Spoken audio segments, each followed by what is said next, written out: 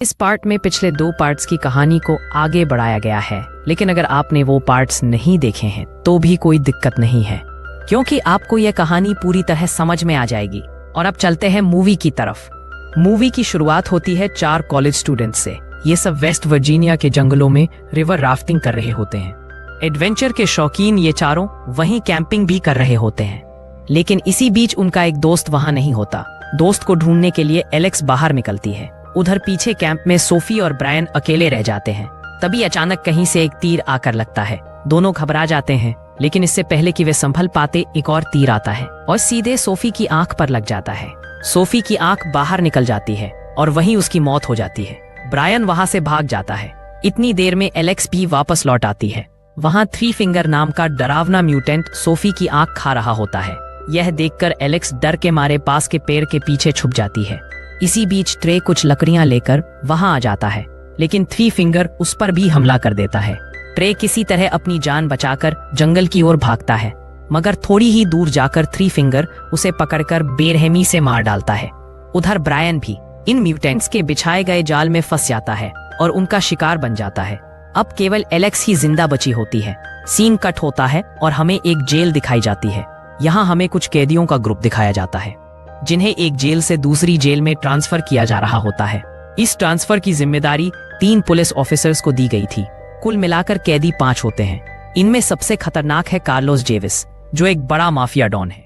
असल में यह पूरा ट्रांसफर उसी के लिए खास तौर पर प्लान किया गया था। पहले तो उनका ट्रांसफर 2 हफ्ते बाद होना था, लेकिन पुलिस को खबर मिलती है कि जेविस के आदमी रास्ते में ही बस पर हमला करने वाले हैं। इसी वजह से पुलिस इमरजेंसी ट्रांसफर का फैसला करती है और साथ ही उनका रूट भी बदल देती है। लेकिन नया रूट उस जंगल से होकर गुजरता है। पुलिस ऑफिसर सभी कैदियों को बस में बिठाकर रास्ते पर निकल पड़ते हैं। थोड़ी दूर जाकर वे एक पुलिस स्टेशन पर रुकते हैं, जहां उनकी मुलाकात शेरिफ पार्टर और उसके साथी डेप्यूटी लेन से होती है। यहीं पर हमें पहली बार 3 तो भी दिखाया जाता है। वह एक छोटा बच्चा म्यूटेंट होता है और यही वही है जो पिछले पार्ट में बच्चा था। हालांकि अभी वह पूरी तरह बड़ा नहीं हुआ है और ट्रैप लगाना सीख रहा होता है। गलती से वह खुद ही अपने ही जाल में फंस जाता है, लेकिन तभी 3 फिंगर आकर उसे बचा लेता है और उस ट्रैप को सही से फिक्स कर देता है। फिर दोनों वहां से चले जाते हैं। इस बीच पुलिस का काफिला थोड़ी देर आराम करने के बाद आगे बढ़ता है, लेकिन उनका पीछा एक अजीब ट्रक करने लगता है। वह ट्रक किसी और का नहीं बल्कि 3 फिंगर का होता है। 3 फिंगर उस बस के टायर पंक्चर कर देता है। बस कंट्रोल से बाहर होकर रोड से नीचे गिर जाती है। बस पलटने के बाद 3 फिंगर ट्रक से उतरकर उन्हें देखने आता है, लेकिन उस समय हमला नहीं करता। इस बीच पुलिस ऑफिसर्स कैदियों को बाहर निकालते हैं। मौके का फायदा उठाकर जेविस एक गन ले लेता है, लेकिन तभी एक पुलिस ऑफिसर उसके पीछे गन तान देता है। तभी अचानक एक चाकू उसकी गर्दन पर आकर लगता है और वह मौके पर ही मारा जाता है। सभी कैदियों को लगता है कि यह सब जेविस के आदमी कर रहे हैं, लेकिन तभी उस पर भी तीर चलता है, जिससे वे समझ जाते हैं कि यह सब जेविस के आदमी नहीं है। जेविस एक पुलिस ऑफिसर से कहता है कि सबके हाथों की हथकड़ियां खोल दो। वह कहता है कि चाबियां तो बस के अंदर ही रह गई हैं। बस पलटने की वजह से आधी जल चुकी थी और किसी भी समय ब्लास्ट हो सकती थी। पुलिस ऑफिसर टॉम अंदर ही फंसा होता है, लेकिन नेट उसे बाहर निकाल लाता है। उनका ट्रक भी अब ब्लास्ट हो जाता है। नेट जो चाबियां लाया होता है वह खराब हो चुकी होती है, मगर जेविस नेट को मारता नहीं, क्योंकि उसे पता था कि जंगल से बाहर निकलने का रास्ता सिर्फ नेट ही जानता है। सब जंगल में आगे बढ़ते हैं और अचानक झाड़ियों से एक लड़की बाहर निकलती है। वह नेट पर हमला कर देती है, लेकिन पता चलता है कि यह लड़की एलेक्स थी। एलेक्स उन्हें उन म्यूटेंट्स के बारे में बताती है, लेकिन कोई भी उसकी बात पर विश्वास नहीं करता। एलेक्स उन्हें अपनी राफ्टिंग वाली घटना के बारे में भी बताती है। इसके बाद जेविस उसे उनकी लोकेशन पर ले जाने के लिए मजबूर करता है। जेविस धमाकर बात करता है तो लड़की मान जाती है। रास्ते में सबको एक पलटी हुई बस दिखाई देती है। जेविस नेट को चेक करने के लिए भेजता है। नेट को वहां बस की चाबी और एक गन मिलती है, जिसे वह वॉल्टर को दे देता है। जैसे ही वे बस के अंदर देखते हैं, वहां उन्हें पैसों से भरा बैग मिलता है। इतनी बड़ी रकम देखकर सब हैरान रह जाते हैं। जेविस सभी को पैसों से भरे 2 बैग उठाने के लिए कहता है, लेकिन वॉल्टर घायल होने के कारण बैग नहीं उठा पाता। जेविस जबरदस्ती उसे बैग उठाने के लिए कहता है। तभी वॉल्टर जेविस पर गोली चलाने की कोशिश करता है, लेकिन उसके हथियार में गोलियां नहीं होती। इस बात पर जेविस उसे माफ नहीं करता और उसके सिर पर गोली मारकर बेरहमी से उसकी हत्या करता है। नेट मजबूर होकर यह सब देखता रह जाता है और कुछ नहीं कर पाता। इसके बाद सब लोग आगे निकलते हैं। सबसे आगे एलेक्स होती है क्योंकि वही सबको रास्ता दिखा रही होती है। चलते चलते एलेक्स एक ट्रैप में फंसने ही वाली होती है, लेकिन नेट उसे समय रहते बचा लेता है। असल में यह जाल 3 ने लगाया था और वहीं छिपा बैठा था। अचानक वह निकलकर सब पर हमला कर देता है, लेकिन जेविस गोली चलाकर उसे मार देता है। एलेक्स सबको बताती है कि यह म्यूटेंट 3 फिंगर नहीं है। तब जेविस कहता है कि उसके पास एक आइडिया है। वो 3 फिंगर के लिए एक गिफ्ट छोड़ देता है और आगे बढ़ जाता है। जब 3 फिंगर उस जगह पर आता है तो उसे वहां ट्रैप वाली लकड़ी पर 3 का सिर टंगा मिलता है। यह देखकर 3 फिंगर का गुस्सा पहले से भी ज्यादा भड़क उठता है। वह पूरी तरह पागल हो जाता है। कुछ देर आगे जाने पर उन्हें एक अजीब चीज नजर आती है। जेविस उसे पकड़ लेता है, लेकिन बिली समझ जाता है कि यह एक ट्रैप है। वह तेजी से जेविस को धक्का देकर बचा लेता है, लेकिन इस बार उसे भारी कीमत चुकानी पड़ती है। बिली अपनी जान गंवा देता है। उसकी मौत देखकर सबको गहरा सदमा लगता है, चूंकि जेविस और बिली के पैर एक ही चेन से बंधे होते हैं। जेविस गुस्से में बिली का पैर पाट देता है और सब लोग आगे बढ़ जाते हैं। इसी बीच पुलिस स्टेशन में यह खबर आती है कि 2 दिन पहले जो स्टूडेंट्स गायब हुए थे वे अब तक नहीं लौटे और नहीं अब तक कोई फोन आया है। शेरिफ और उसकी टीम चिंता में पड़ जाते हैं। उन्हें शक होता है कि शायद बस को हाईजैक कर लिया गया है। शेरिफ उन्हें ढूंढने के लिए निकलता है। उधर जंगल में कैदियों और पुलिस वालों की यात्रा जारी रहती है। उन्हें एक घर मिलता है जहां से वे कुछ कतर की मदद से अपने पैरों की हथकड़ियां काट देते हैं। वे आगे बढ़ते हैं तो रास्ते में उन्हें 3 फिंगर का ट्रक खड़ा मिलता है।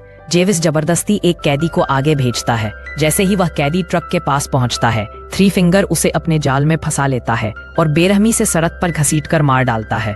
यह दृश्य देखकर बाकी सभी डर जाते हैं।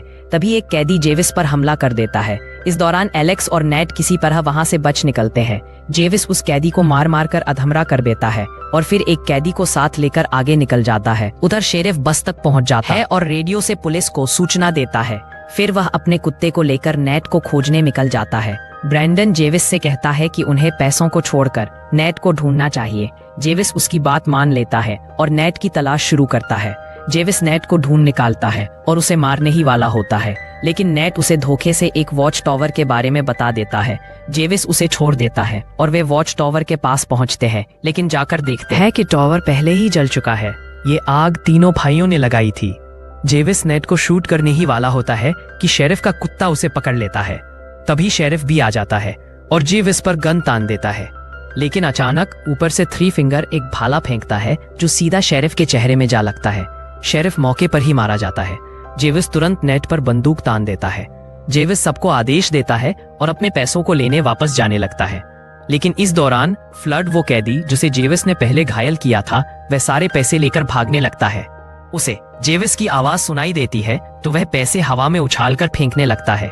जेविस उसके पास पहुंच भी नहीं पाता कि तभी म्यूटेंट्स फ्लड को आग के हवाले कर देते हैं। सारे पैसे उसके साथ जलकर राख हो जाते हैं। सब लोग भागने की कोशिश करते हैं, लेकिन 3 फिंगर के चंगुल में सब फंस जाते हैं। इस बार जेविस एलेक्स को जबरदस्ती ट्रक के सामने धकेल देता है और 3 फिंगर उसे अपने ट्रक में डालकर ले जाने लगता है, लेकिन तभी नेट उसका पीछा करता है और एलेक्स को बचाने की कोशिश करता है। तभी जेविस नेट को रोक लेता है और उसे मारने ही वाला होता है कि ब्रैंडन अचानक जेविस पर हमला कर देता है और उसे मारकर बेहोश कर देता है। इसके बाद ब्रैंडन और नेट दोनों अलग अलग रास्ते से निकल जाते हैं, लेकिन 3 फिंगर एलेक्स को पकड़कर अपने घर में कैद कर लेता है। वहीं हमें ग्रेविटी लेन की डेड बॉडी भी मिलती है। असल में इससे पहले 3 फिंगर ने उसे पकड़कर बेरहमी से मार डाला था। ब्रैंडन जंगल में भाग रहा होता है, लेकिन जेविस उसे मारकर बेहोश कर देता है और आगे निकल जाता है। अचानक 3 फिंगर फिर से सामने आ जाता है और इस बार उसका सामना सीधे जेविस से होता है। दोनों के बीच खतरनाक लड़ाई शुरू हो जाती है। जेविस 3 फिंगर को इतनी बुरी तरह मारता है कि उसका चेहरा पहचानने लायक भी नहीं छोड़ता, लेकिन आखिरकार 3 फिंगर जेविस पर हावी हो जाता है। वह उसकी खोपड़ी खोलकर दिमाग खा जाता है और अपनी जीत का क्रूर तरीके से जश्न मनाता है। उधर नेट को शेरिफ का कुत्ता मिल जाता है जो उसे एलेक्स तक ले आता है। नेट एलेक्स को छुड़ाकर वहां से निकलने लगता है, लेकिन तभी 3 फिंगर उन पर हमला कर देता है और नेट को मार ही डालने वाला होता है। तभी एलेक्स वहीं पड़ी हुई वही लकड़ी उठाती है जिस पर पहले 3 टोस का सिर टंगा हुआ था। वह उसे सीधे 3 फिंगर के अंदर घोंप देती है। 3 फिंगर तड़प कर नीचे गिर जाता है। एलेक्स और नेट उसका ट्रक लेकर भागने लगते हैं, लेकिन 3 फिंगर इतनी आसानी से मरने वाला नहीं था। वह फिर से उनके ट्रक के सामने आ जाता है और ऊपर चढ़ जाता है। इस दौरान वह नेट को पकड़ लेता है, जिससे ट्रक का कंट्रोल बिगड़ जाता है और ट्रक सीधा टकराकर पलट जाता है। उसमें आग लग जाती है। इसी बीच वहां ब्रैंडन भी पहुंच जाता है और किसी तरह नेट और एलेक्स को ट्रक से बाहर निकालता है। लेकिन थ्री फिंगर अब भी उनका पीछा नहीं छोड़ता। वह दोबारा नेट पर हमला करता है।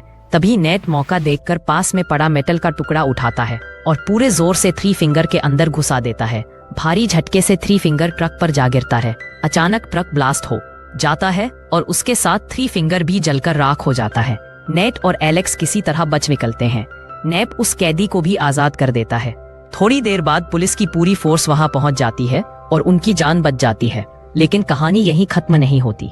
कुछ दिन बाद पैसों के लालच में नेट दोबारा उसी जगह पर लौटता है, लेकिन इस बार कोई अज्ञात शख्स पीछे से आकर उसे मार डालता है और वह कोई और नहीं बल्कि वही कैदी होता है जिसे नेट ने पहले छोड़ा था। इसके बाद ब्रैंडन उन पैसों को उठाता है, लेकिन तभी वही रहस्यमयी कातिल फिर पहुंच जाता है और ब्रैंडन को भी मार डालता है। अंत में यह रहस्य रह जाता है कि असली कातिल कौन था, और यह सवाल आज तक एक रहस्य ही बना हुआ है। यहीं पर मूवी की कहानी खत्म हो जाती है।